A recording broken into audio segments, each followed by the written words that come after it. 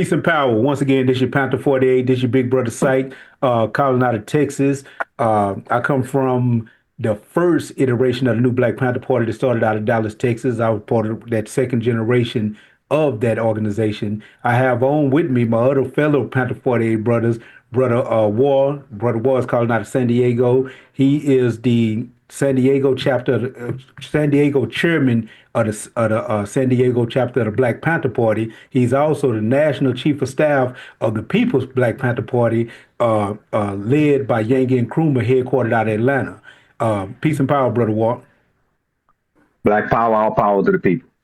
I also have with me one of the first generation minister of informations of the first iteration of the new Black Panther Party, calling out of Dallas, Texas. He's also our Minister of Information Emeritus, Brother E, who will always be the MOI for us. Peace and power, Brother E, calling out of Florida.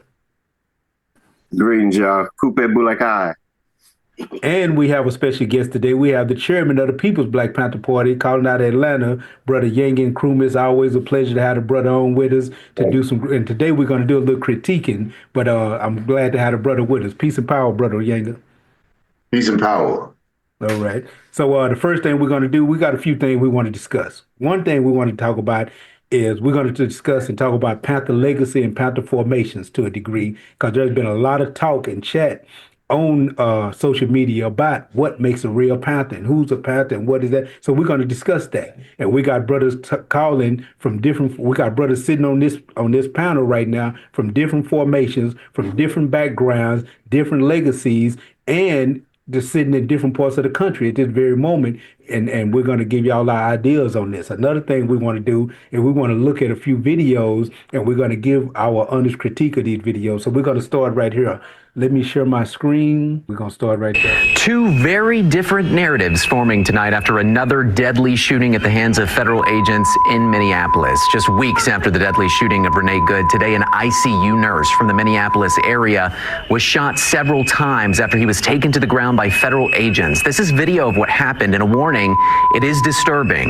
The Department of Homeland Security says agents were conducting targeted operations in Minneapolis this morning when the man, now identified as 37-year-old Alex Preddy, approached officers with a gun. DHS says the agents then fired in self-defense, striking and killing him. The video we have the shooting does not show Preddy pulling the gun on agents before he's shot and killed, although it is hard to tell what's going on in the scuffle. Regardless, thousands of people across Minneapolis and the country taking to the streets tonight in protest. This is the 10 o'clock news. I'm Ward Dallas. We'll get to those details on what happened in Minneapolis today in just a moment. But first, protests are escalating here at home in response to this deadly shooting. Fox 12's Leslie Dominique is live at Portland's ICE facility where a crowd has gathered tonight. And Leslie, what's the latest there?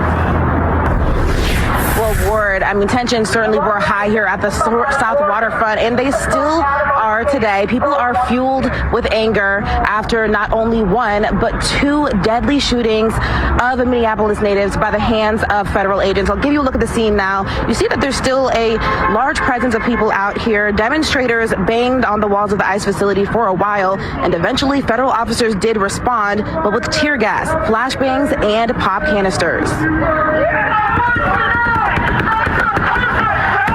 Protesters knocked on ICE's door Saturday night, calling for the agency to stop operating in Portland, while also condemning the death of another person in Minneapolis at the hands of federal agents. You know, after Renee, that was disturbing. We showed up, and now it happens again, and we show up.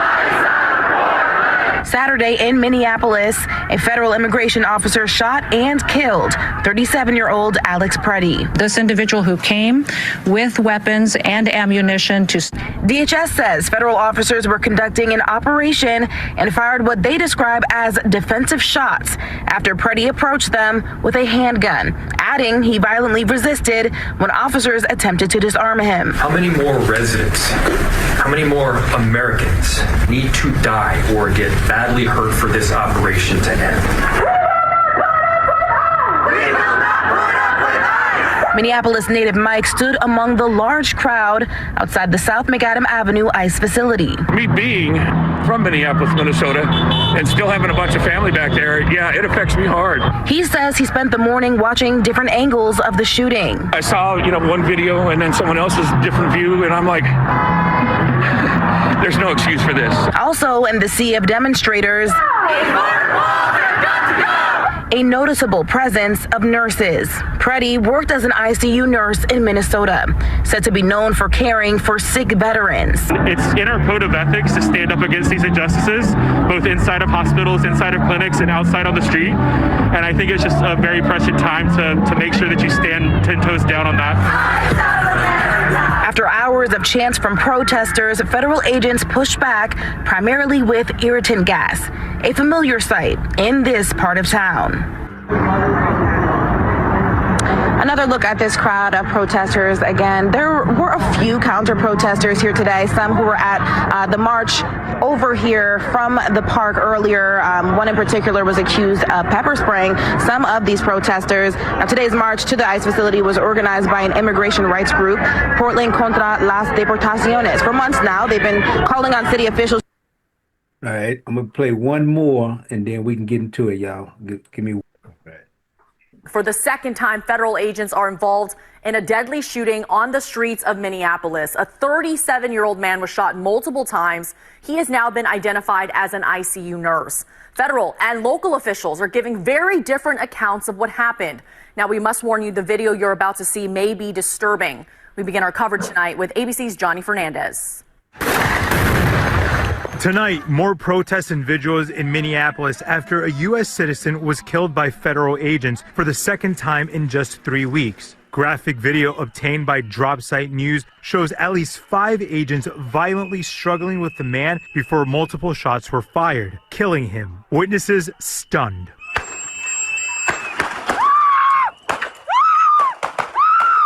That man identified as Alex Preddy, a local nurse. His father says he thought it was terrible, kidnapping children, just grabbing people off the street. He cared about those people, and he knew it was wrong. DHS says agents were conducting a targeted operation on an undocumented immigrant when Preddy approached Border Patrol agents with a 9mm handgun. They released this image of a weapon. Police say the 37-year-old was licensed to carry a concealed weapon. DHS Secretary Kristi Noem called the shooting a tragic situation. The officers attempted to disarm this individual, but the armed suspect reacted violently. Fearing for his life and for the lives of his fellow officers around him, an agent fired defensive shots. But city officials questioned that account and whether Preddy brandished a weapon at all. How many more residents, how many more Americans need to die or get badly hurt for this operation to end? Minnesota's governor calling the ICE crackdown an absolute abomination and is demanding a complete federal withdrawal from Minneapolis. Do I have any confidence Donald Trump will do the right thing? No, I don't have a lot of confidence Donald Trump will do the right thing. They need to evaluate their rhetoric, their conversations, and their encouragement of such violence. The Minnesota National Guard has been activated but remains on standby. The city is still mourning following the deadly ICE shooting of Renee Good earlier this year. Johnny Fernandez, ABC News, New York. I have we're gonna open the floor and let y'all say whatever y'all need to say. I got two basic questions though, and I may turn around and play another video to go along with this in a minute. One is from a Panther perspective, from a revolutionary perspective, what are y'all thoughts on what ICE is doing and what's going on in the streets? Does this have anything to do with Black people? And one more question that to ask real quick is a lot of people came out in criticism against Paul Birdsong and the things that he said about standing up against ICE, and we're seeing a lot of the things that's happening in the streets and the suffering that people are going through. And one of y'all said earlier when we were just talking, just getting ready to get started, that this is essentially what they asked for when they put Donald Trump in office. But I'm gonna open the mic for whoever's ready to get on the mic and get their thoughts on this. Yeah. Wow. First thing, when we talk about Panthers, and when we talk about the various formations, here we go into ideology. So it depends what type of Panther. Me, I'm a revolutionary black nationalist. Okay. So revolution, as far as revolution is concerned, the suppression of people by the government, by the state, yeah, that is a concern. Is it black people's concern? Indirectly, it affects us. But I think that the people have to understand the apathy, the I don't give a damn attitude black people have towards this, because revolution does have psychological aspects. I think this is why Frantz Fanon was so profound in his observation and analyzation of the Algerian Revolution. And I'll say it like this, okay, what we're watching is federal repression against, first of all, illegal immigrants, and then they're putting pressure on the immigrant community. But black people have suffered suppression and repression at the hands of the state apparatus forever. Police have been murdering us. DFACS, Department of Children's Services, have been snatching our children. Our aids and resources have been manipulated and sometimes all bet withheld. So I think that you find in black people, like, the contradiction is so clear. And this is where our revolution is unique, because race plays a very big factor. If not in the motivation and action of the oppressor, at least in the psychology of the oppressor, the inspiration for his actions, and the response from us. So does it affect us? Yes. At the very least, indirectly. Are our feelings of apathy wrong? I wouldn't say that they're wrong, that we don't give a damn. What I would say is that it shouldn't just be just mere entertainment, though. We shouldn't be watching federal repression take place and not begin to build contingency plans for ourselves, because our neighbor today, us tomorrow. So if we're taking the attitude, I don't give a damn about that, and we don't want to reach out and get involved, which I understand because we faced this stuff before, then we, at the very least, should be working for things that will ensure our best interest during this tumultuous stage and transformation of the state, at least on the federal level. Well, let me say this: when I look at the video itself, I just want to talk about that dynamic. The thing is, what we're seeing is someone expressing. I would assume the fact that it's being brought up that he was armed. He was at some point expressing his Second Amendment right, while also expressing his First Amendment right. And the thing about that is some of the energy that has been perpetrated by some of the Panther community. I don't know if what he's did is a direct result of that, because we got to realize that anybody can recognize that, hey, I want to express my Second Amendment right to be armed, to bear arms, while also expressing freedom of speech. So the thing is there is a dynamic to what degree do you show the oppressive forces that you mean business, or that you don't agree with their level of operation. So when we say that, though, we have to realize that we're dealing with two things. One thing that President Trump came in office with is, before he even got in office, he was saying that one of his things he operated from is that he's going to give police full immunity. That was just one of the things right off the bat that he came in office talking about. So knowing that this is the stance, and from a federal level, that this is the stance that's gonna take place, that basically means if I'm law enforcement, and they already have the right as a law enforcement officer to determine whether or not something is considered to be a threat for either what they refer to be as their safety in order to carry out their duties, or the safety of the individuals that they're quote unquote protecting.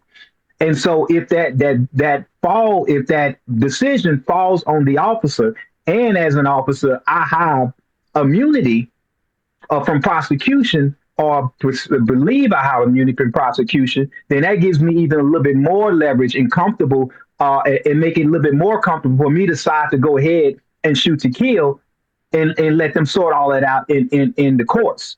Mind you, I got immunity. Okay. So in a situation like that, knowing that you're stepping into a zone to where this is the case, and to me, knowing that you're stepping into that zone outnumbered, I think if we were dealing with a situation where the numbers were on the other foot, you might have an intimidation factor chance. But if I'm a couple of people out there with a firearm against an overwhelming number of federal officers, I have to really sit back and think, what is this going to look like? How is this going to be perceived? And what justification do I give those law enforcement officers the right to exercise or hold Trump by his word by saying I'm going to be given full immunity to carry out my duties? So right off the bat, we put ourselves in a position to where it is not in our favor to play around with the exercising of that right. It'll be a different thing if I'm not necessarily exercising the right, but I am actually making a stance in regards to meeting force with force. Although some of the rhetoric that we're hearing in the air right now is presenting that posture, it is different when you go into the field with that. We call it in the revolutionary community wolf tickets. If I am saying that I'm going to meet force with force and I'm going to posture with weapons, then I need to damn sure be ready to use it. And I need to approach it like that. I don't think that was the case in this video. I think what we're seeing in this particular incident, I think what we were seeing was somebody exercising their Second Amendment right at the same time expressing their First Amendment right. But again, what it does is it gives law enforcement the ability to view you as a threat, as a direct threat, and approach you as being armed and dangerous. And from that standpoint, if I at any point feel like my life could be in danger, I'm going to shoot. Looking at the video, I don't believe that that's the case. But guess what? That's for the courts to sort it out. And that's for us to also look at the fact that even prior to this situation, even going back to the shooting that was in Minnesota, that was right before this one, of a chick in her car. The deal is they've already shown that they're willing to operate outside the bounds of the law. So when we decide that we're going, as people, as citizens, when we decide that we're going to approach this, we have to be damn sure ready to take it to the next level or to approach it from a more creative stance and attack the source of the money, the source of the funds. When we're out there protesting, if I am by myself, or show, I say, smaller numbers in terms of how I am expressing my rights or projecting or promoting what I feel should be a factor in confronting ICE, I need to make sure that that message is not going to get lost in translation. To me, the message got lost in translation because you don't have a quadrant of people exercising their Second Amendment rights with firearms that are standing as a unified front, as some Panther formations have done in the past, which then demonstrates a undeniable message that this is what we're doing. But when you have a single person out there, at least, and I could be wrong because maybe there is a view, a whole quadrant of them, but I didn't see that, and I didn't see any footage showing it. But if you have a single person with a firearm, it gives the authorities the ability to use that as a scapegoat. Obviously, with the footage that we saw, it should not hold up in court. But again, we're dealing with a force that already is operating in a capacity to where they are above the law. So then we have to ask ourselves, so what is the response to this? Or what can be corrected in regards to how we go about it? Not to say at all that this was a justified shooting, but what I'm saying, it was one that we just handed over to them. I feel like we handed this one, the people handed this over to the authorities to let happen, to make happen, because you put them in a predicament to where they felt like they had everything on their side in regards to the level of power they've been granted to do just what they did. The dude in the video, to me, was not a threat as it applies to deadly force, operating from deadly force. Resisting arrest or moving around when you're being taken down, not even resisting arrest. Oftentimes when people are thrown to the ground and manhandled, they're just trying to address and get rid of all of the overexertion of force that's being applied on them. Not at all do I believe that was a deadly force move. But from their point of view and what they go into court with and what they try to use in their advantage is that the dude was armed and we viewed it as a threat. And so what is the message? The people got to ask themselves, what is the message? How is it that we want to approach any type of armed situation in terms of us exercising whether it be a right or trying to show that we're going to meet force with force? And when I say meet force with force, let's just go back and talk about when the Panthers were in the 60s. I'm just going to use an example here in California. When we exercise our constitutional rights and our legal rights for the state to be armed when confronting law enforcement. At the time, we had law enforcement that were doing straight out the back, straight up and down, no misinformation or no miscommunication at all, illegal acts against the people. So the people recognize that according to the law, we have the right of self-defense. And so it wasn't so much of a posture as it was to recognizing that you have law enforcement operating outside of the bounds of their actual jurisdiction and duties and abilities. And so therefore, they were doing things with the firearms and committing acts of terror against the people. And when they see us armed, and they see us in numbers armed, and oftentimes what the numbers were is you had more of us armed than them, because we talking about where you have one or two cops in a single patrol car pulling up, harassing, beating, kicking, and doing bad things to the community. And then 2 or 3 cars of Panthers will come out in a unified front line, basically in order and being synchronized and being proper about how they presented themselves as armed Panthers when they watch the duties of those law enforcement. And by the law enforcement seeing that these Panthers were armed and that they were not unfocused in terms of what they did, one would step out, all would step out in the front line with their weapons. One will recite the law as to what that law is that the officer is breaking, to show that we know the law, we know you are not, we know that you are breaking the very laws that you are supposed to be committing, and then they seeing the actual aesthetics of us being armed. Now we are on equal footing, and so therefore they realizing that they have been caught breaking the law, and that there is a force that is actually operating greater than them. They realize at this point they got to back down. They get in their fucking vehicles and they pull and they roll off. That is not the same way that this is going down now. So in order to meet, and this is my personal opinion, in order to make a stance like that, you have to be able to outmatch them, which is what some of the sentiment has went out. But let's be realistic. This is not the 1960s. And we have not organized to that capacity. To think that you're going to out-arm a $30 billion budget within the community with a few firearms, whereas we have to realize that what they got is snipers, drones, robots, and people haven't even started seeing what they're going to get ready to do with these robotic dogs. I hate to tell you, I hate to be the bearer of bad news, but robotic dogs are on their way.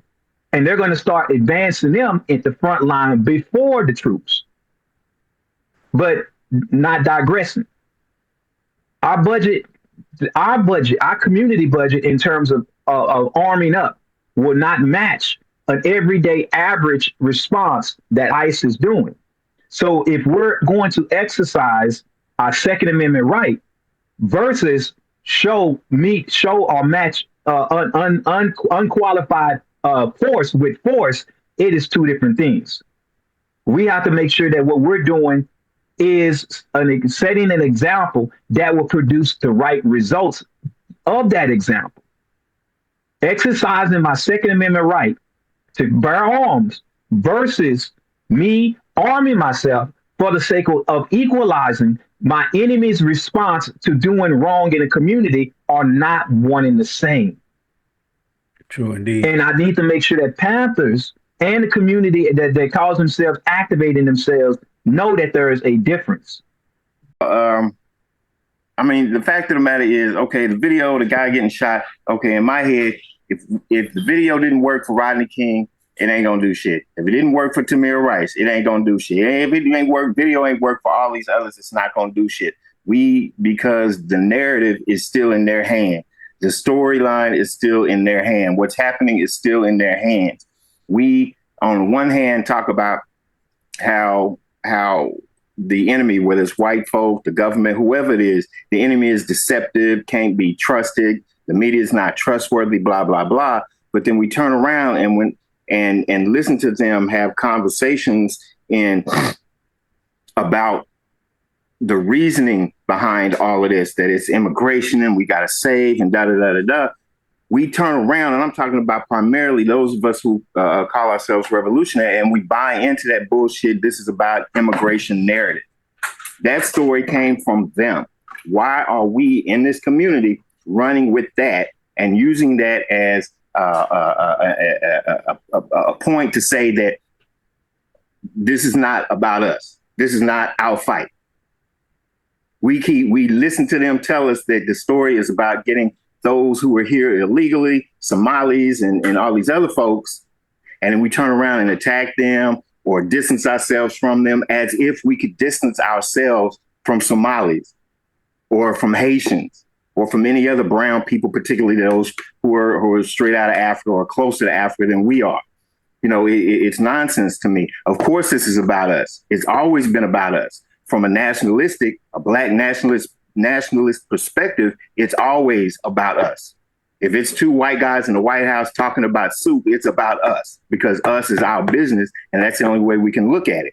And like you said, and it's a Pac thing. Who I think it was Pratt Geronimo told him, if they come for me tonight, they're coming for you in the morning. It's that same shit, because this started with what was it, Trent de Agua, whatever it is, the Venezuelan gangs. And then it became all Venezuelans. And then they got the Haitians eating dogs and cats. And then the Somalis who were running this basically a hustle under the guidance of a white woman, come to find out. All of a sudden, we can distance ourselves from that reality when that reality is us, you know. So yeah, to me, it's that narrative. Why the fuck are we buying into that? This is not our problem. From our perspective, it's got to be our problem, because we know, Malcolm said it back then, they don't want us. Wake the fuck up. This is for you. And even if it's not the proper steps, organizing, developing, building the community, even if they're not coming, why is that a negative? Why is that a no-no? When that's the proper response either direction. If they're coming for us, then yes, we need to organize, we need to develop, define, develop, defend our community. If they're not coming for us, then we need to define, defend, develop, and defend our community. It's the same fucking answer. But we use this once again to separate, and we ride with their narrative and take that as a point to say, oh, it's not us, as if that's going to keep us safe. You know, it's nonsense. It's silly. I want to add to that, and I can't remember who exactly said it. Pac requoted it in the morning. Well, Pac said, "If they come for my dogs in the evening, best believe they coming for my dogs in the morning." And he got it from, it's a quote in this book where the brother says that I tell all my brothers that they need to run, hide, prepare, because they're coming. And when they ask me, how do I know they're coming? I tell them I know that they're coming because they came for us in the evening. So you can guarantee they're coming for you in the morning. So prepare, run, hide, and get yourself together. And the reason why that becomes important, I think, is when we look at this video, as War said, we can see this guy we can't say he's not posing a threat. In prison, they got a concept called security threat group.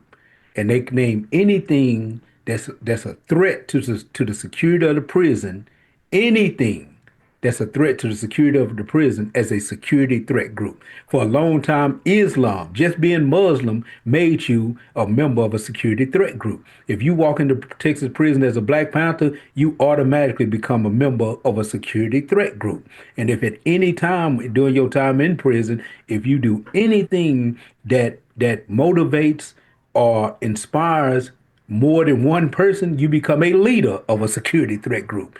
And the reason they say that, the reason they do that is because anything that inspires and uplifts the people is a threat to the security of the prison. And that's the same thing you can understand when you're dealing with the state. So yes, he did pose a threat because he was out there resisting this repression. He was out there resisting.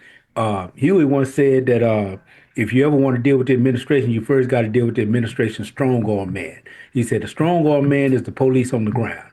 That's the smoking hand and the gun of the system. And that's the military that's going to be first ignited and initiated against the people. And that's what you're seeing right now. You seeing Donald Trump sending that repressive force in. And that repressive force doesn't stop with ICE agents. If people start fighting and protesting more, as we just saw in the video, boom, they put the National Guard out there. If they start resisting them, then you're going to get the regular military. It's going to keep advancing, as Ward just said, to get to the point where if it has to get to the point, they'll send robot dogs after you. It will not stop. You're going to deal with the full repression of this system. So in my opinion, let me unpack this video and then give my quick opinion and then go back to E right quick.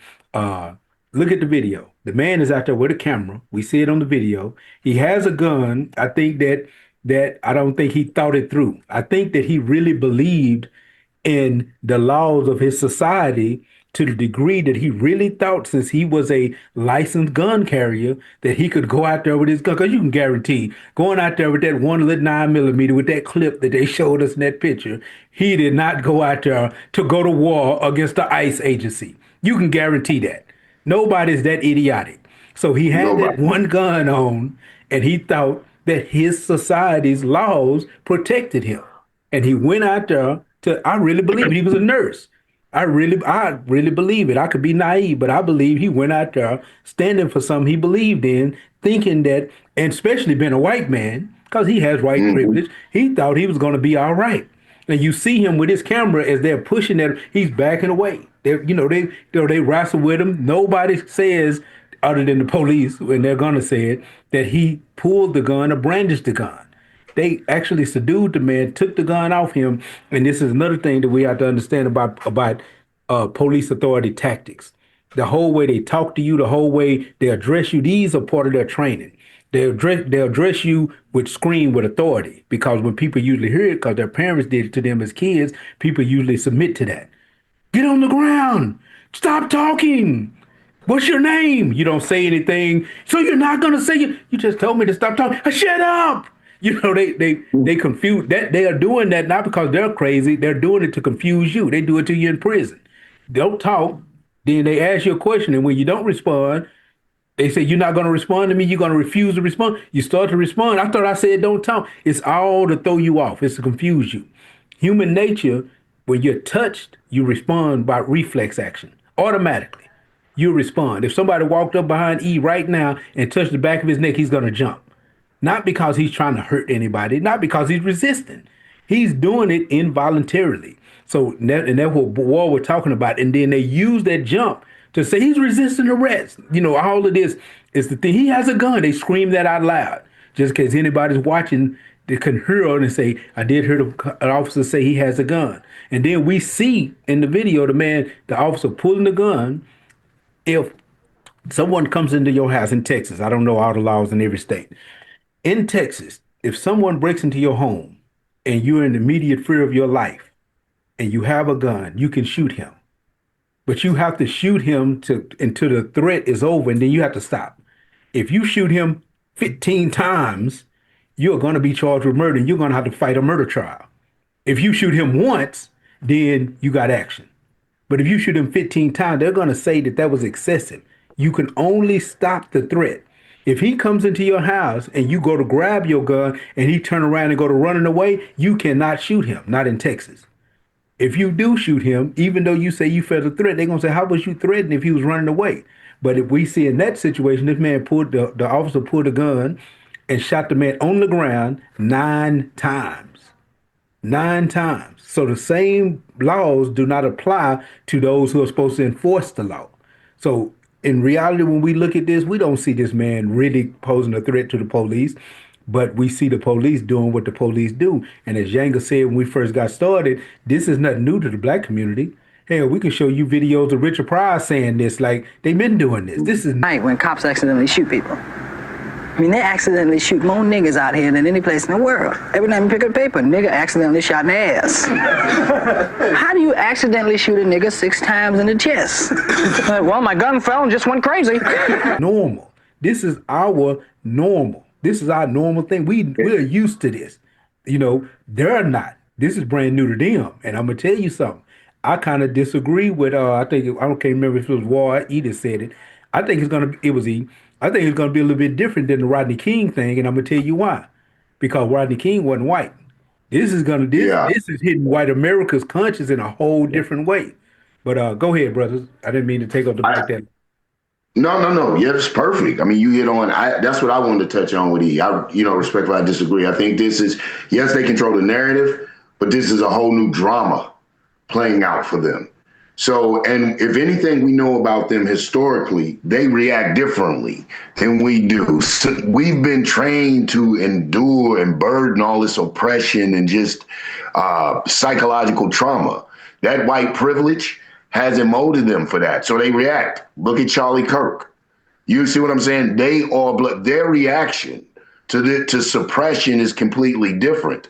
I think this is where we have to begin to choose our sides and form a strategy, because the liberals or the extreme left or whatever they're going to label these people are going to have a response and a reaction. We see their robotic dogs in the streets now. Their protesters are their robotic dogs. Let them get another Becky or another Billy or a Ken, what they call them. Then I wanted to touch on this about the immigration thing.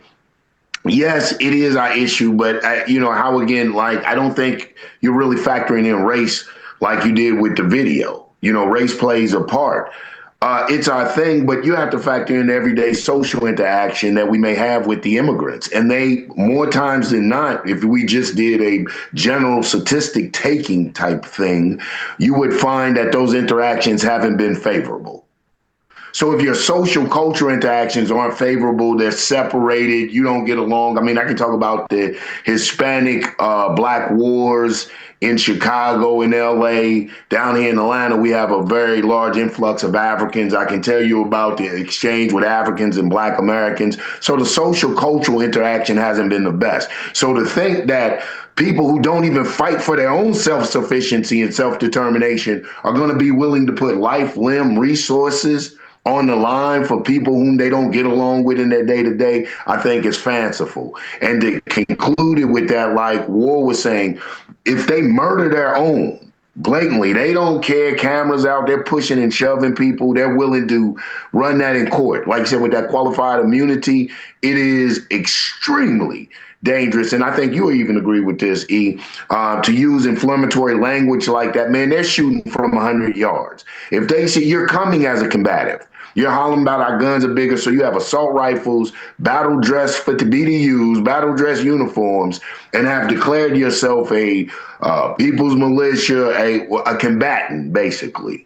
Yeah, it's on. And if you think they can use, if they're attempting to use a 9mm that looked, I know they had it cocked back. I was trying to look at it with this clip that probably held 8 as an excuse to use excessive force. When you coming in with an assault rifle and battle dress uniform and this and that, they're just going, like War said, use the drones and everything. That's what you would have made their day. Like I said, I am going to conclude this, because those aren't trained officers. Those are yahoos. The South has risen again, boys. Those are yahoos.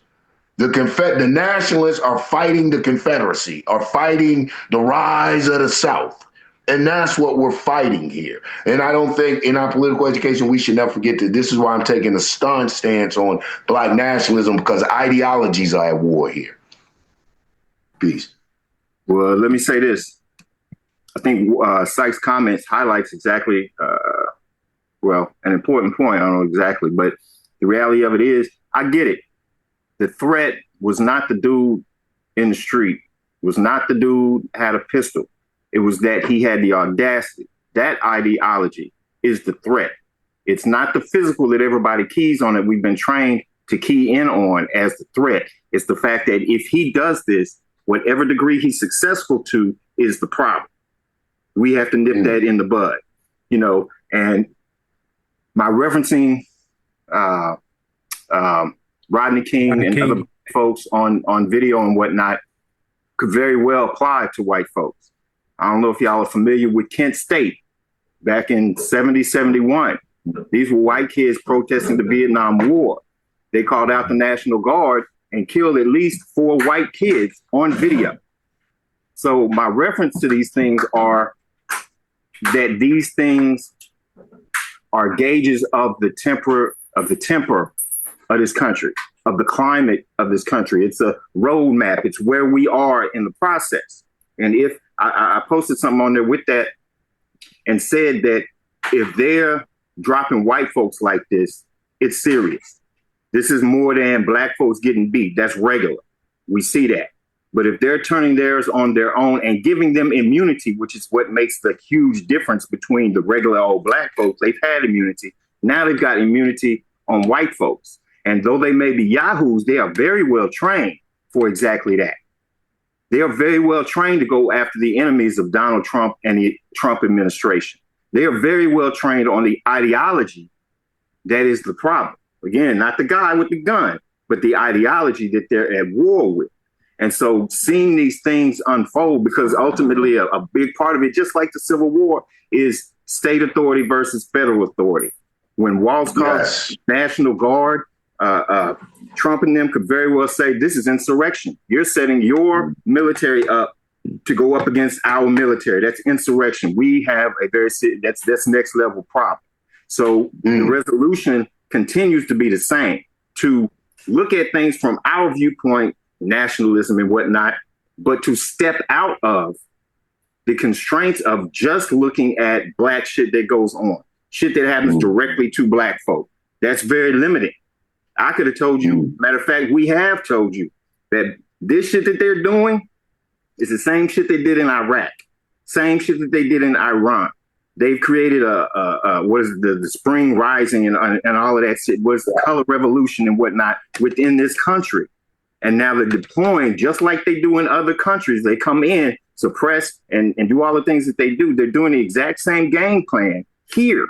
And so if we're aware of that and we watch it and we know what the next steps are, I've already seen video of them using the robotic dog in particular police movements and situations to go in. Matter of fact, the brother years ago, was Mackay or some shit? He popped off, I think it was in Dallas, and went to a parking lot, and they sent the bomb dog or robot in after him. They've already been doing that. So that's what I'm saying. All of this shit they've been practicing on us. Now that they're doing it on themselves is to key us. It's not that it's not our problem. It's our problem, but we have to look at it from our perspective. All that shit out there is our problem. We got to deal with all that shit out there because they're coming for us. So all of those references are in that direction. But the political interactions between Africans in this country and other groups, we can go back and forth because your man Hampton was organizing other ethnicities, other groups of people, Puerto Ricans and white folks and all of that. So from a political perspective, our interactions have been pretty decent when it's within the revolutionary context. There's at least a conversation that has to go on. It absolutely has to go on. A marriage? Nah. But a relationship and an understanding that all of that shit is our problem. But first, it's our problem because our biggest problem is us. We keep following into what it is they're saying. It's not fucking immigration. Nothing to do with it. We got bad relationships with immigrants. Guess what? We got bad relationships with each other. What's the difference? So just because me and my cousin ain't getting along, or a bunch of my cousins want to misbehave and can't act right, that don't chop off the entirety of my familyhood. I mean, that's my family. I got to watch next month. Whole bunch of Haitians that were legal last year are getting kicked out. And I got to say, those are our closest relatives because they right there. You know, they're our closest contact to Africa. So being concerned about it, being aware of it, and acting, if nothing else, allows us to see the enemy coming for us personally. But as long as we keep isolating ourselves, it's going to put us, especially with us being as disorganized as we are. You know, we're isolated and we're disorganized. So we're doubly isolated. We are literally by ourselves. You know, we talk about the Somalis as a group. We can't really, because they're going to move more or less as a group. We don't do that. So not only are we disconnected from that, another African or Black community or whatever, community of color, whatever you want to call it, we are also disconnected from one another within our communities, in part because we keep following that narrative that they lay out. Climate change, another narrative. This thing, another narrative. Another. Go ahead, bro. I agree. And not to be a backfire, I agree. In part, impartial. I think here it is though. Even when we reference Deputy Chairman Fred Hamp, when he did the Rainbow Coalition, we're talking 70s, late 60s. This was after the Black Panther had already secured a Black power base. We're entering into multiculturalism, internationalism, intercommunalism, where the Black power base is eroded. They're again sitting at the table and not bringing anything to the table but scattered ass. You know, we can shed a little blood for this cause. I think we would even do the revolution internationally, more justice, benefit, whatever great word I'm looking for to forward it, if we're coming as something. I like what you pointed out, that this lack of identity, this scatteredness that exists amongst us is a real problem. I don't know if it's exacerbated by not saying the immigration problem or not identifying with the repression that's visiting upon our cousins. But I will say it does make it hard to understand that struggle. Not understand it because we go through it. It makes it hard for us to empathize because we do feel like nobody, we've been going through this state repression. This is part of our struggle. And when we've been screaming it to develop a revolutionary power base to help the world, nobody came to our aid. They sided with the oppressor. And now the oppressor's coming on you, and you want us to give our scattered resources, those few of us that have revolutionary intellect, you want us to contribute all this to that struggle. And at the end of the day, it'll be like when we did with the Jewish, the Palestinian, every other struggle, and we come out empty. Pinpoint on it. So I say, we don't isolate ourselves. We use this as an opportunity to teach the necessity to be more involved in inter-revolutionary struggles, especially when it touches the shores of North America, and that our place in it, how it does affect us. But I think calling our people to action right now is going to be premature, and is going to have disastrous results, and especially the way that Paul did it. There's no good going to come out of that. Well, we'd absolutely agree on that. And let me put it on the table so if anybody's getting the idea, I'm not saying run out and join the shit at all. I'm not running out and joining it. I've never, matter of fact, we used to go around in the party about this shit back in the day, going out and doing shit before we're prepared, before we're organized. Even if that action is going out to recruit, what are you recruiting them to? You have to have something in place. So that's kind of number one as far as community. But I think, what's his name? Syke, you the guy with the lyrics, DMX, when he was talking about, it was a poem, I think, that he put into one of his raps, was the idea that I looked around and I only saw one set of footsteps in the sand. He said, go ahead. He said, how he said? He said, you promised you'd always be there for me. He said, what about the times I only saw one? That was the time when I was under the gun. It was then I carried you, my son. Exactly. Yeah. When we talk about we can't empathize with what it is they've been going through, but at the same time, we say what we've been going through it. The reality of it is everything that's carried us through all of this bullshit, from the times when the right to free speech wasn't even anything that we could conceive of in this country because they were cutting our tongues out, as they lynched us, as Massa's whip came down, all of the jumping over a broom, all of the religion that they would force upon us, and us taking those figures and attaching our own value system to it. All the shit that's carried us on up into the 60s when Dr. King had masses of people who honestly wanted to look out for one another and develop and empower the community. It was the same thing that carried us through. And that's the culture. Our identifying with one another, being able to see that though they say that they call them Somalis, the shit that they've gone through is the same shit that I go through for the same fucking reason. What Malcolm say, we all catch hell for the same reason. So saying that we can't empathize with their struggle or we can't sympathize with their struggle, I think is doing ourselves a disservice. We can't call ourselves Pan-Africanists or even Black nationalists and not be able to identify with what they're going through. And so as I said, it's not about running out, because running out and doing something is an action, but it's not the only action.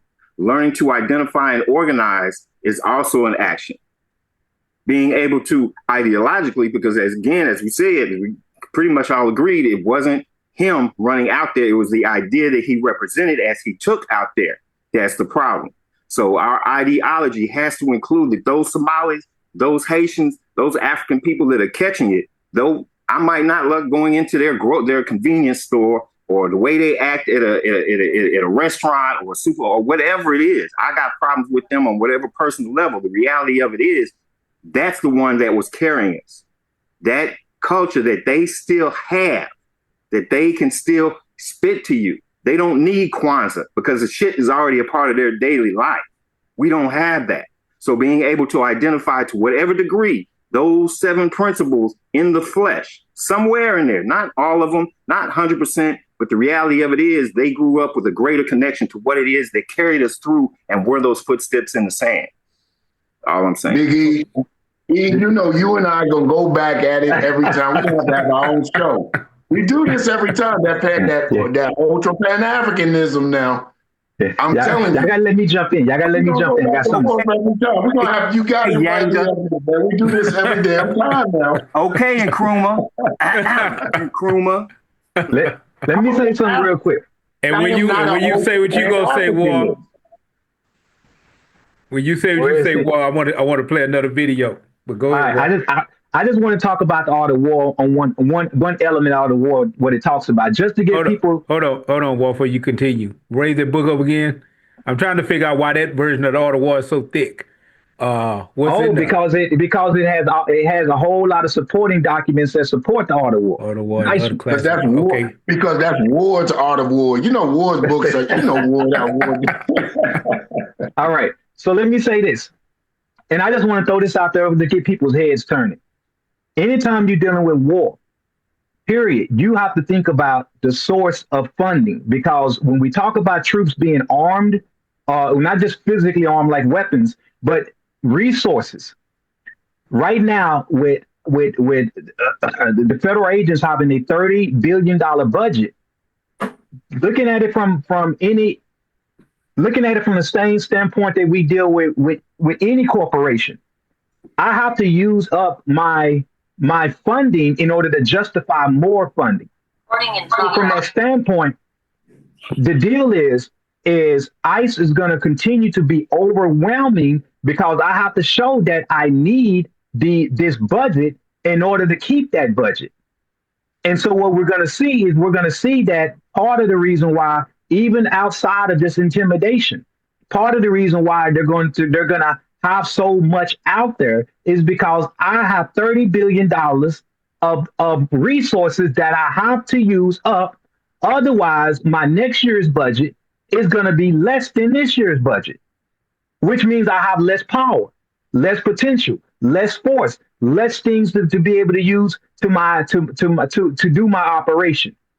And so the name of the game is, as a corporation, if I want to maintain my level of profit, level of growth, a level of exertion, that means the amount of force that is going to be applied has to be maintained according to the budget that is allocated for that force to be applied. So the art of war teaches you that if I have $30 billion of resources at my disposal, if I do not use up $30 billion worth of resources at my disposal, then I was over budgeted. If I was over budgeted, that means it's going to get cut. If it's going to get cut, those that are benefiting from that $30 billion means that it's going to affect their bottom line. So if we want to fight properly, what we have to do is attack the source of the budget. We have to attack the resources. If I unequip you with the resources that you have to fight me with $30 billion, then I put things in a position to where they can't overexert what they don't have. So I want us to just think a little bit unconventional in terms of our approach. This don't mean some of the stuff that is happening shouldn't continue to happen, but what it means is that we have to always realize that wars, fights, battles must be fought on multiple fronts all at once. So we need some people that are economists that specialize in recognizing how to follow the money and to clip that money to get in this game and attack the source of the enemy's funding. If they don't have the resources, they can't exert the force on the battlefield. That is simple.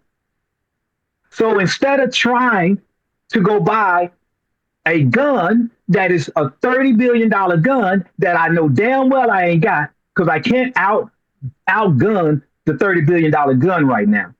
That is a false narrative that should not be put out there. You're not going to be able to outgun them. Not like that. What you do is you clip their gun to where all they can come out with is a pea shooter. That's how you do that. It's been advertised that ICE has such an overwhelming resource of energy, going back to all the war, that local police departments are thwarted and can't even begin to even do they daily job of doing the crime or addressing things locally that they supposed to be doing, because they got to contend to what ICE is doing and be as an in-between between the ICE and the protesters. And they don't have the budget to even do that. So guess what's going to happen next year, or what they're going to try to do with their budget? They're going to want to increase their budget, and they're probably going to get their budget increase in order to also justify more military force funding, because we can't match the level of protest opposition that is going out there against ICE. So it becomes a perpetual process of force, matching force to match force. And as people, if we don't see this as what's going on, then all we're doing is actually helping the whole plot in terms of what the United States represents, being the bully of the world. Remember, the Department of Defense was changed to the Department of War. There's a reason for that.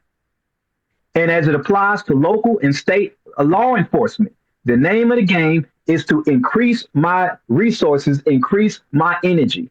If I can increase my energy, I can increase my output. So one of the ways in which we have to deal with this is attack the source of energy, to show how that energy is being misdirected, misused, and over-applied. And we have to cut it off. Because if we give them justification for increasing that energy flow, then you're gonna reap that same process of corporate demand in terms of what we need to do in order to justify our budget more and more and more. So I just wanted to throw that out there to make sure we're not just being emotionally charged in terms of our response to what's going on and continue to have a reactionary approach, but for us to be strategic about what is required to fight a long fight. That's it. Well, I don't think there's anything you can do about us being emotionally charged, because that's what we do. We always say that we understand that the people are more advanced socially than they are politically. I mean, some revolutionary principles are so simple, it's easy to walk right by them. And you just made the point. We are in a capitalist society. Everything they do in this society is based off the profit motive, period. If you want to stop them from oppressing you, you have to make it non-profitable. It's real simple, and that's why people ignore it. They start thinking, let's go get better guns. And you just said it, they have a $30 billion budget. You're not going to be able to get better guns than they are going to be able to get. But you do have the ability to make it non-profitable. And we can see it, and I always use this example. I'm going to use it into infinity, the Montgomery bus boycott.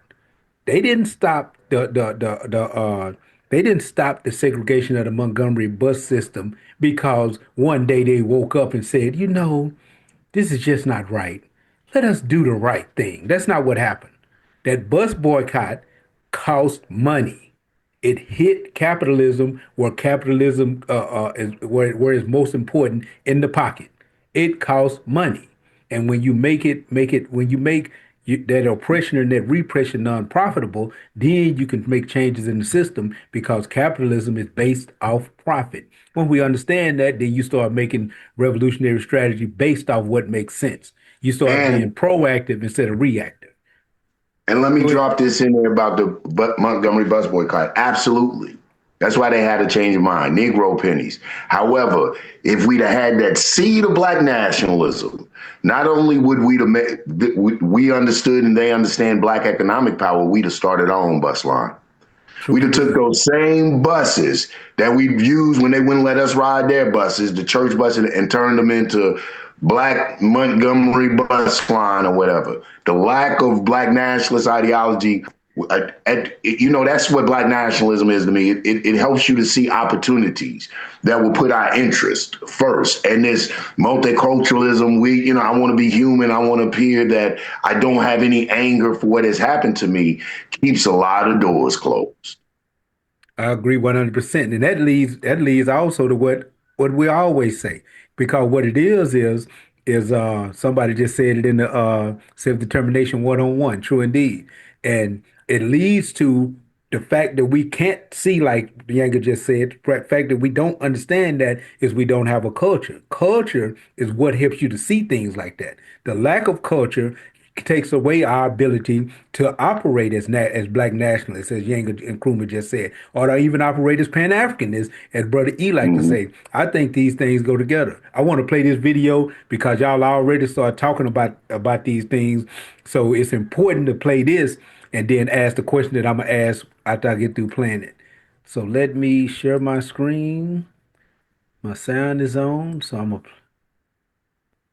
Y'all tell me when y'all can see that. We can see it. All right, let me play this right quick. I think everybody has seen this before. It's been a big topic on everybody's mouth on social media. Let's look at Ever run up on me. I guarantee you that won't no ICE agent ever run up on me. I guarantee you that when I put a hole in their chest the size of a window, safe line repair, safe line replace, that's what's gonna happen. They touch me. Unarmed woman was killed by ICE. If you think you're about to come and brutalize the people while we're standing here, fuck around and find out. Our interactions with the police and ICE, and we hold them accountable. We hold them accountable. We patrol the community and we hold them accountable. The Black Panther Party for Self-Defense, we're the same Panther Party from back in the day, but we're a little more aggressive now, you dig? Carry bigger guns and we don't take no shit. Places where there are a lot of immigrants at, I think that the community around them needs to take special care to them and needs to start escorting them to and from everywhere to make sure that they're safe. Because them ICE agents ain't gonna act like that if it's a bunch of people standing outside with assault rifles and shotguns. It's a semi-automatic shotgun. That means them shotgun shells that shoot out of a pump, they shoot them rapidly. If you are gonna legally arm yourself with something bigger than what they got. Those who serve in the public, they should be fearful of the public. They should be fearful that the public's gonna be dissatisfied with their job that they're doing, not feeling like they're tyrants, not feeling like they're bullies because they got guns and body armor and walkie-talkies. That makes them immune to whatever the people would do. I think you want to correct the ideology of the pig and the mentality of the slave catcher, you meet them with equal force. All power to the motherfucking people. No power to the pig. People need to fucking show up with guns to face you guys. It's fucking time for an armed resistance against the United States of America. Take your mask off. This is done. We're done. You're fucking murderers. You shot a woman in a wheelchair. We need to fucking come back with fucking weapons. Go to the gun store, get a gun, learn how to use it, and fucking face you guys man to man.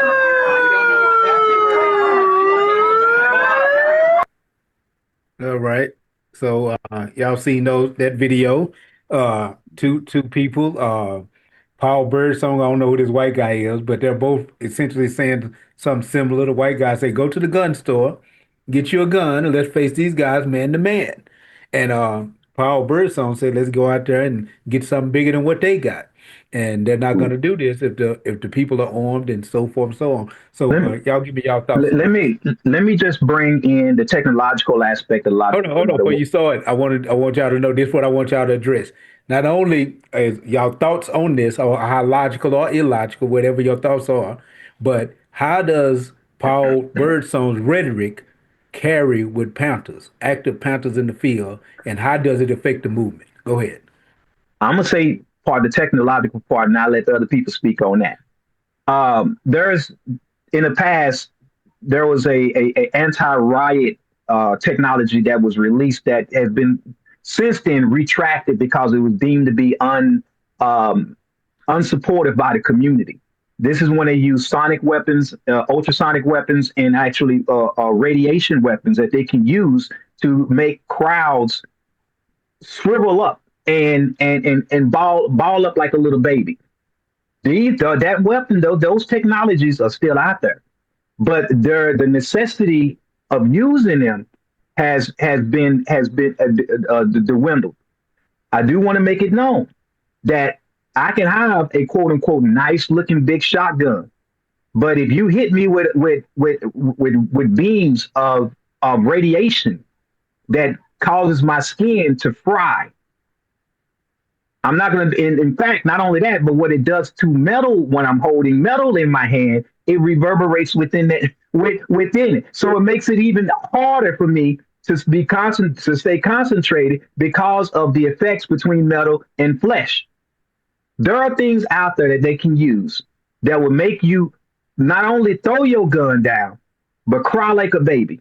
And and this falls under the category of non-lethal force. So if we think that it's only firearms that we need to deal with, we got another thing coming. A lot of the technology that they have out there is not some things that you go to the corner Walmart or the corner sporting goods store and purchase. So we have to realize this runs deeper than that.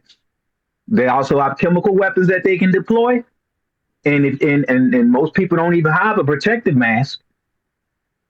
So it's a lot to this, people. And again, once the robots come out, when you got your firearms and you shooting robots and you ain't even got to the actual people yet, and drones, that's a whole nother thing.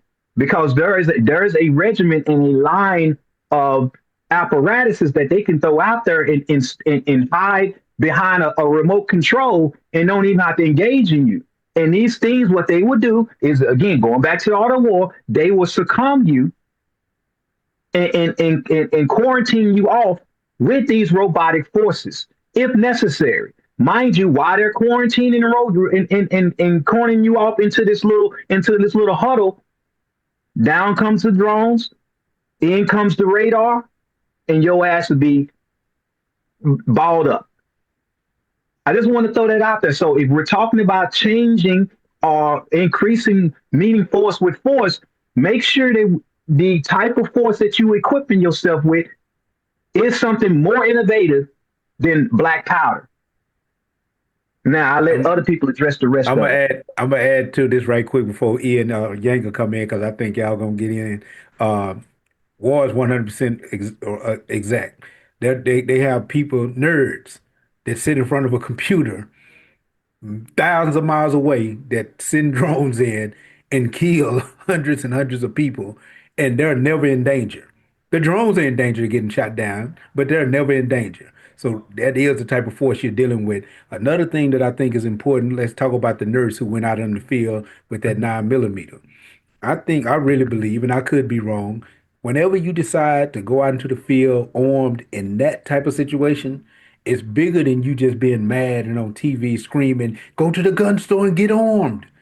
If you're gonna go to the gun store and get armed, it's a old saying in the black community, better not pull it unless you're gonna use it. That's what we've always been taught. If you're gonna do that, go to the gun store and get armed, you need to be ready for guerrilla warfare. You need to be past armed protesting. You need to really be planning, strategizing, and thinking along guerrilla warfare moves. Because if you're not doing that, then you're setting yourself up to be murdered when you go out there.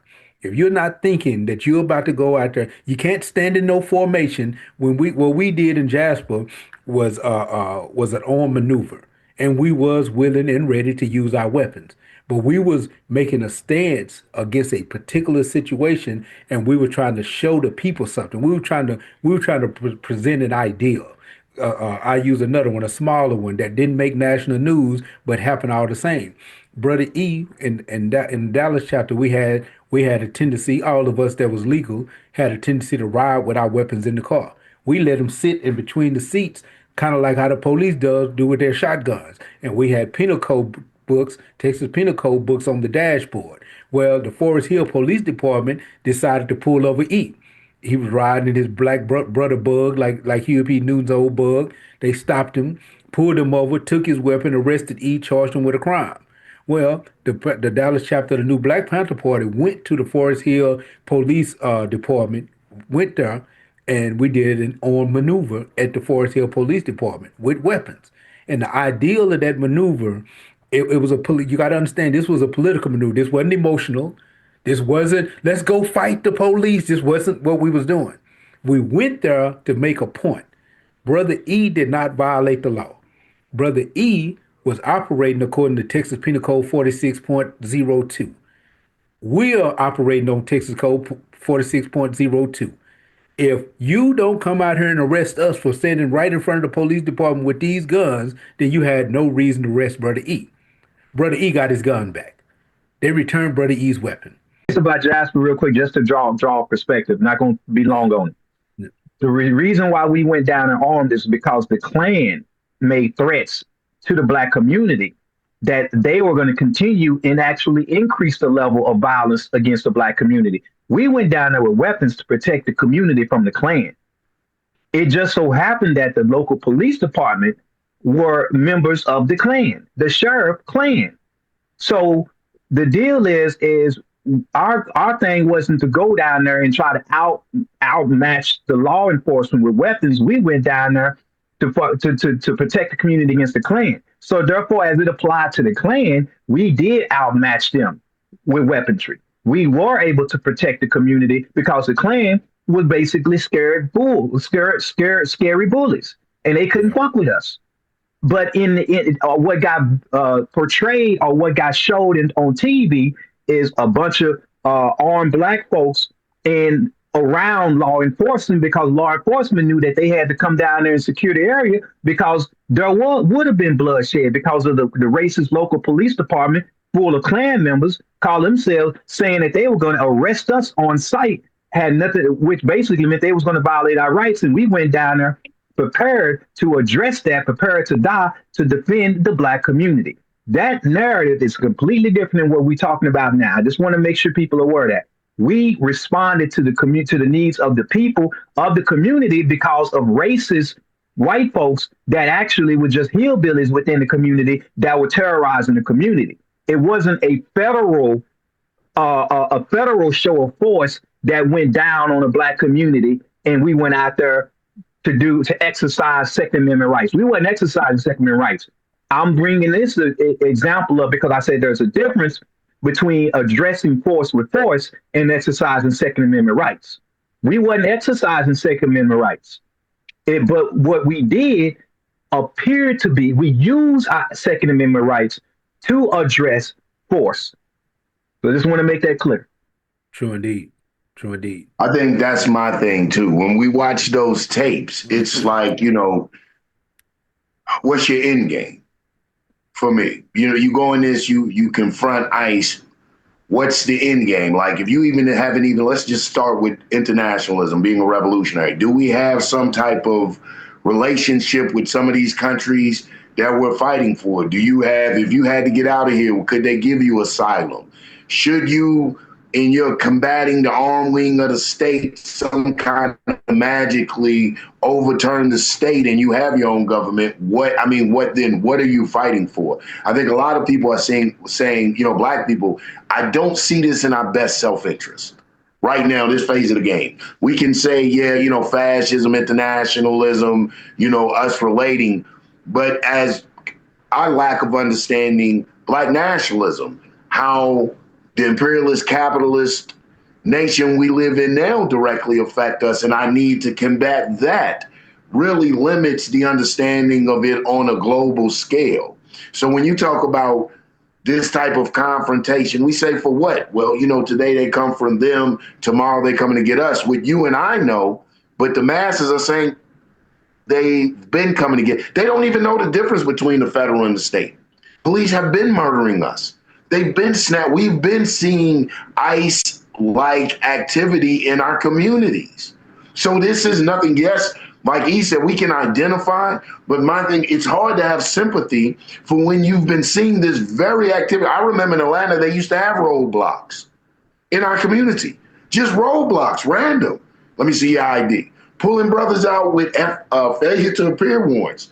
I can remember, I'm old enough to remember when you got Section 8, the little white lady used to come in your house and make sure there wasn't a black man there. Look in your closets. I mean, we've lived under this type of repression. So for all of a sudden for us to grow this indignation that it's happening to someone else, it's very difficult for us to. And if people do, it's hard for us whom have grown upset about it at us to see, damn, the passion that this is eliciting in our people, even to the point that they're willing to lose their lives or shed blood. I think is, it's hard to really grasp. I will say this though, going back to those statements, and especially like the white man, let them implode with a civil war. Then we may have an opportunity again to look at a chance at Reconstruction. Maybe we won't go about Reconstruction the way we did it before. Let them implode in the Civil War. We play our role. We're going to have some people that are going to want to join the Union Army, if there's such a thing, in that Civil War. That's cool, too, because there were greats. Harriet Tubman, Frederick Douglass was a great supporter. I may not always agree with their ideology and methodology, but I do love the universe for their energy and their contribution to Black advancement and our forward propulsion, our propulsion, because without their participation, we wouldn't have anything to analyze.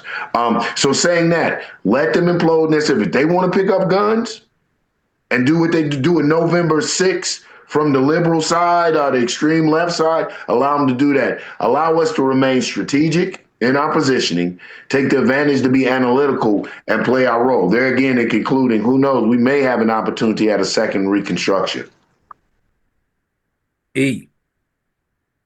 Yeah, I think the disconnect for me here is two things. First of all, action. We keep equating action with going out and doing what they're doing.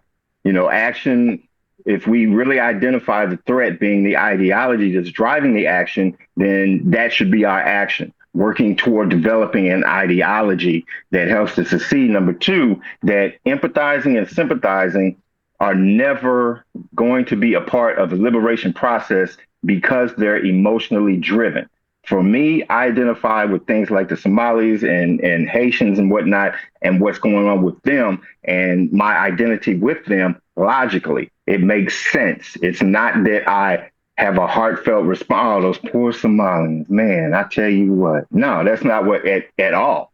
It's absolutely strategic. It's absolutely logical beyond, because I don't emote over this shit much anymore other than to get wired up and whatnot. But to make it a yes or no because we empathize or don't sympathize, for me is a mistake strategically. We have to identify, because as we've said, it's going to take partners. What's the most natural partner in the process, in a revolution? It's those that are closest to me, and those that are closest to me are those people. You can't, there's no ifs, ands, or buts about it. So emoting and empathizing and sympathizing, that's an argument. That's a debate. That's back and forth. Nobody's right. Nobody's wrong. But strategically, as Malcolm did with the OAAU, in attempting to develop a relationship with the family that's on the continent, this is our part. This is developing a relationship with those on the continent who are here and being able to build those bridges. Because as I said, the development of the ideology is the most effective, the cheapest, and the most accessible amongst the African people, whether we FBA or Moors or whatever the hell we want. That's why I don't really want to even say African anymore, is because it's, once again, so much of a divisive thing to say. So for me, my pronouns are us and we. This is who it's about. I don't give a fuck what you call yourself this week. Are you on board? We. Fuck all the other shit. It's political. We. There's no breaking that down. It's one of this. It's like in ancient times, They say that writing is a hallmark or a characteristic of civilization. One of the things they use to define civilization is writing, because for them, they're about writing. They have letters and all that. They write every fucking thing down. We're an oral people. We're a visual people. So we talk. You know, we have the elders and the griots and all of those things to have conversations. There are those in our communities that keep our history in their head, and children are brought up under them that stick close to them to learn that history to keep it going. In Kemet, we had, you know, what they call the hieroglyphs, the meta-nature, were pictures, because pictures speak straight to the point. If this is goofy looking dude with a big hat and sunglasses on, I can describe that, and you get all different types of hats. But if I show you a picture, you know exactly what I'm talking about. So when we say we, I don't have to say the Moors. I don't have to say the nation. I don't have to say the Bloods of the Crip. I said we. Fuck all the rest of that shit. It's we. So developing that ideology is the most revolutionary act that I can think of. So instead of investing billions into weapons that will never be able to outpace them, invest in the ideology by developing those institutions that have historically fed that ideology. Things like farming for self, things like schools, things like, you know, the plans that at least the second Black Panther Party, because they wasn't the first, Hugh and them, you know. The second iteration of the Black Panther Party developed not the survival programs, but the living programs, feeding the children, taking care of the old folks, the ambulances. Developing those things are African. I don't give a fuck where you come from. Matter of fact, they not African. We take care of ours. The responsibility for old folks and young people is us. You can go be a Moor on whatever 6 days of the week you want to, but on this one day, we, and we gonna do for we. And that's the ideology that has to prevail. So identifying above and beyond our emotional responses everywhere, not just where we want to do it, everywhere. Identifying to something greater than ourselves, that's the only thing that's going to pull us out of this. Hey, man, touche. I'm telling you, the brother always come back and drop. And I'm gonna be silent. I agree, and I may get some enemies for this. I agree with what you said. We everywhere. But I love me some Africa so much. And my cousins, I'd be mad at y'all, but I love me some Africa so much. I think that was one of the first places it was exemplified, that we. So my indigenous people be upset, whatever, man, you know, that's still going to be my motherland. True indeed. True indeed. No doubt. We're running short on time. Matter of fact, we overtime. And Brother War said, he said that we might need to do a part 2 on this so we can get into deeper things. So we're gonna get ready to close this thing out. And one of the things that I do want to ask is this before we get ready to leave is we saw that last video. Nobody ever answered it. How does what Paul Birdsong say affect Black Panthers? Oh, it makes it more difficult. Absolutely. Yeah, matter of fact, that's you and War question. Absolutely. Well, I'll jump in here, man, and I think it's a great question. And I'd have to say, because one of the first people I've seen as far as formation dealing with ICE is Dr. Ali Muhammad, our brother Ali Muhammad from the Revolutionary Black Panther Party. And I personally called him. I'm like, how you holding up with all the action? Yeah, it absolutely makes it a target. We see if they're gunning down their own on television indiscriminately, you understand, giving them, and I believe, I don't know who said it was E or War. I believe this sets the tone. Not only is it bullying, it's state terrorism. It's state-sponsored terrorism at its finest. So they're sending the message out.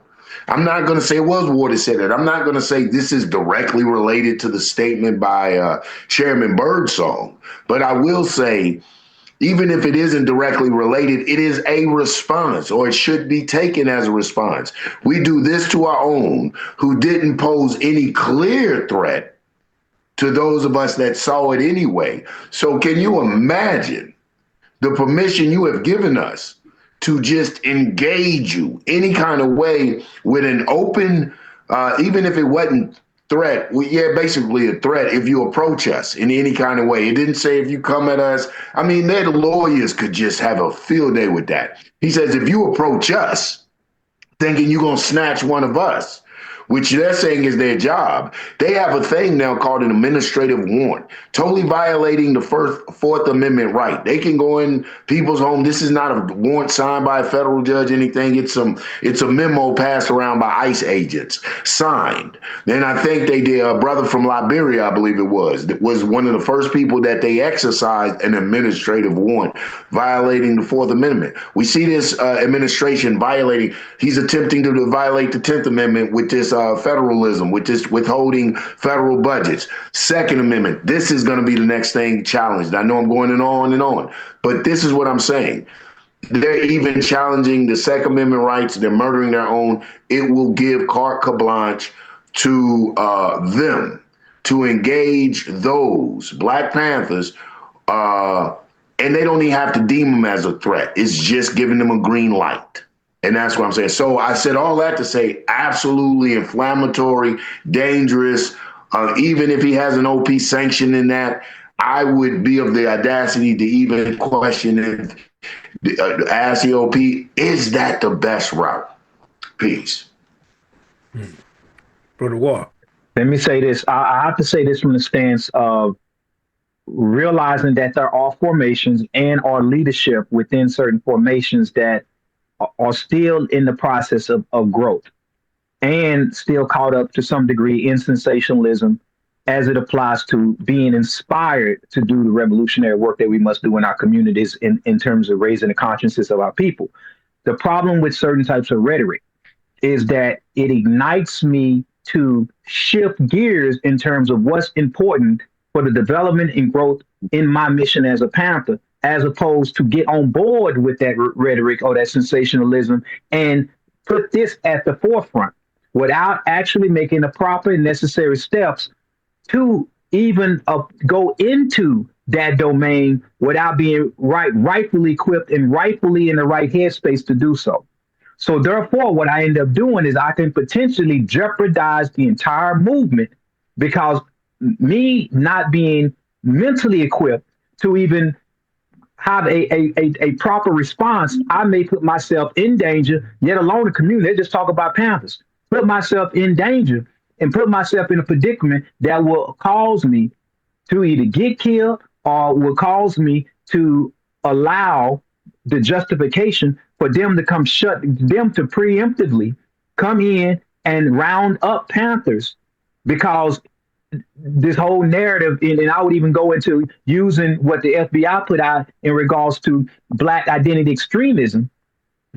Between that and what they're trying to do in terms of now being able to classify certain individuals within the United States as homegrown terrorists, because you have to remember those powers have expanded too. And it's just a flip of a switch before they can actually say Black Panthers are now homegrown terrorists, in which gives us the powers to actually go round them up and arrest them before they even exercise some position of a demonstration with weapons. So we have to look at what can happen. And now we'll find ourselves facing the same thing that went down in the 60s, but with a greater level of aggression and force, since that terminology wanted to be used in that statement, that we're a little bit more aggressive now. Okay, we're dealing with a government that can be a little bit more aggressive with a big ass budget. So we have to realize that it's not difficult to put ourselves in a situation to where we're having standoffs at our headquarters, at our homes, against an armed force who has the ability to go in, bust down doors without a warrant, which means that if a door get kicked in, my first response is defend my home. When I go to defend my home, I may get a couple of shots off, but guess what? They come in 25 deep or more. They come in 25 deep or more. I am not going to win that battle. When they and it's going to be Hampton, they put 99 bullets in the house, and only one Panther bullet was shot out. And not only that, keep it. We're not even talking about the fact that there may be informants of somebody that then already tranquilized or done something to inhibit me from being able to return fire. Let's just say that I don't have none of that going on, and I'm ready to defend myself. Can I outshoot that level of force? And this is the part I want to bring up.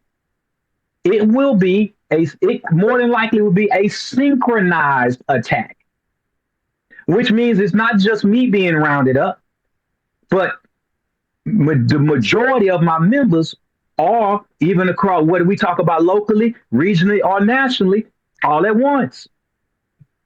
We got to realize this.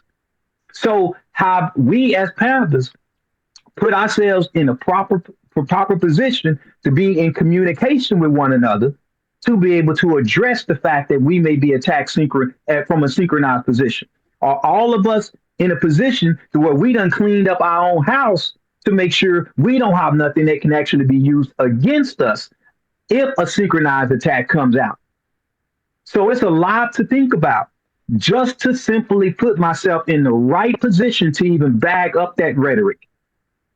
And see, War, that's why I be telling you, get out them damn streets, man. I don't need nobody coming knocking at the house, man, or shooting at the house because y'all didn't have a food drive or some shit out there in San Diego. The fuck? I'm trying to raise my eggs.